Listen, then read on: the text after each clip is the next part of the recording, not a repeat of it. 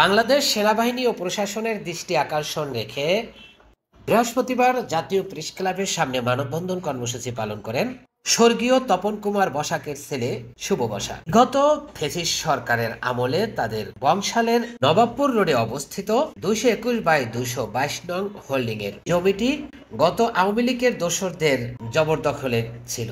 বর্তমান অন্তর্বর্তীকালীন সরকারের আমলে এই দখলদারি পাল্টিয়ে বিএনপির নামধারা কিছু কর্মীরা জবরদখল করে আছেন। এর প্রতিবাদে সংবাদ সম্মেলনে তপন কুমার বসাকের ছেলে শুভ বসাক বলেন, বর্তমান সরকারের প্রধান উপদেষ্টা, পুলিশের আইজিপি মহোদয় এবং বিএনপি কমিশনারের দৃষ্টি আকর্ষণ করছি, নিজের সম্পত্তি আমরা যাতে ফিরে পেতে পারি সেই ব্যবস্থা গ্রহণ করতে বিশেষভাবে অনুরোধ করছি।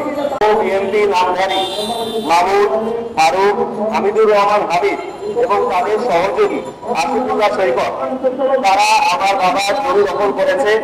বর্তমানে বিএনপি কমিশনার আইজিপি মহোদয়ের নিকট দৃষ্টি আকর্ষণ করছি, তারা যাতে আইনগত ব্যবস্থা নেয়।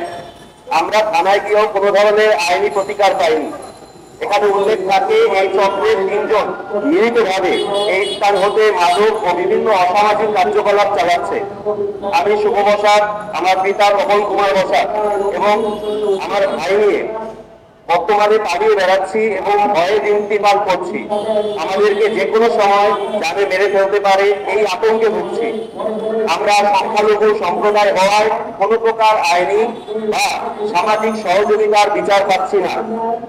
এই জন্য বর্তমান সরকারের উপদেষ্টা, পুলিশের আইজিপি মহোদয় এবং বিএনপি কমিশনারের দৃষ্টি আকর্ষণ করছি, আমার নিজের সম্পত্তি আমি যাতে ফিরে পাই সেজন্য উল্লেখযোগ্য ব্যবস্থা যাতে গ্রহণ করা হয় এই বিষয়ে অনুরোধ করছি।